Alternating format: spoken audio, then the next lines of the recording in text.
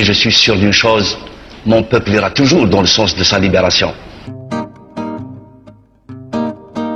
L'Algérie vit une situation très difficile et je crois que c'est cet élément qui m'a poussé à revenir. J'étais réticent, mais j'ai senti qu'il était de mon devoir de retourner dans ce pays pour essayer d'apporter ma contribution et aider à ce que ce pays s'en sorte et le plus rapidement possible de la crise qu'il vit. J'ai mal à l'Algérie, comme d'autres ont mal aux poumons. Ces gens-là peut-être cherchent à ce que on parte, l'exode. C'est peut-être ça qu'ils cherchent en nous. Tous les jours, je mène un combat. Tous les jours, je sors quelqu'un dans la rue. Tous les jours, je lui sauve la vie à une sœur qui est en détresse. Et ça, je l'ai toujours fait. Et je continuerai de le faire, et personne ne m'empêchera de le faire.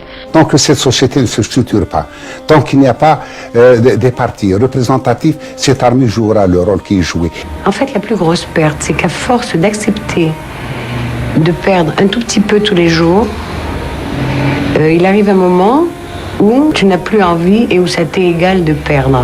Et si on m'empêche de le faire, je prendrai les armes pour défendre ce droit à l'identité algérienne, à l'identité de femme algérienne. Le peuple algérien n'est pas un peuple sanguinaire. Il n'aime pas le sang. Et ça, c'est un avantage.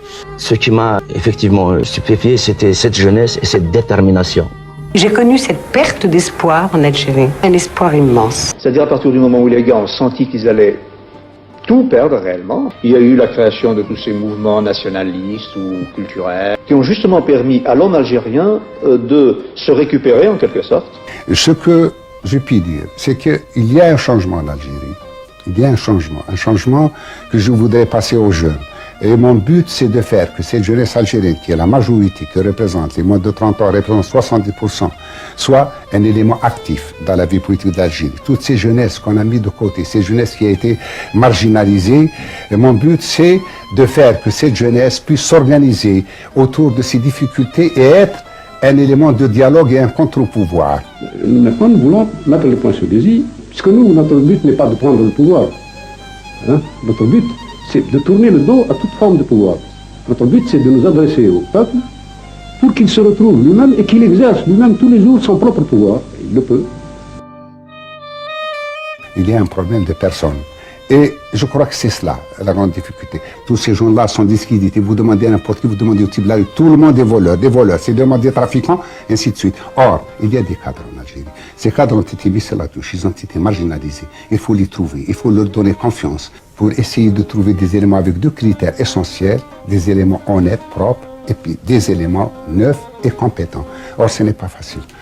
Et je ne voudrais pas faire ce changement radical dans une situation qui est chaotique et présenter peut-être une équipe qui serait incapable de faire la politique. C'est qu'il faut que j'y retourne, j'ai mon combat à mener. S'il faut descendre dans la rue, on descendra. Hein. S'il faut se bagarrer, on se bagarrera.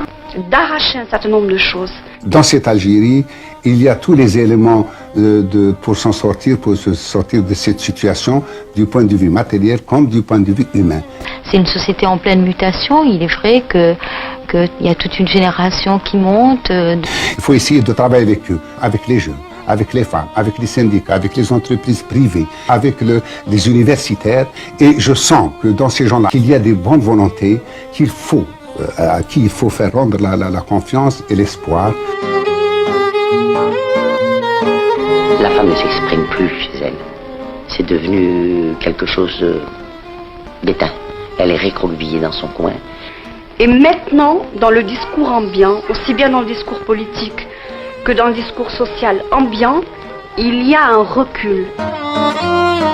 Ce que je voudrais dire à ces jeunes, que s'ils ont un avenir, c'est dans cette Algérie. Ces gens-là, il faudrait qu'ils apprennent à lutter. S'ils veulent améliorer sa situation, il faut qu'elle lutte. Il n'y a pas une autre sortie. Priorité au savoir, même si vous êtes des filles. Ouverture sur la modernité. Participation de la femme aux tâches d'édification nationale.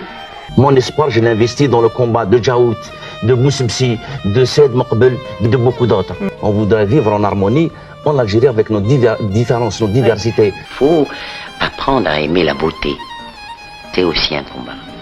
Apprenez à regarder en ayant l'esprit vide de toute cette pensée malsaine. Je dis, quand on est militant, on ne doit avoir ni l'amertume ni la déception. Parce que nous considérons, personnellement, je considère que je fais est un devoir. Je fais tout ce que je peux, et pas pour moi, mais pour mon peuple. Et toi, si tu parles, tu meurs. Si tu te tais, tu meurs. Alors, parle et meurs. Je préfère parler et vivre.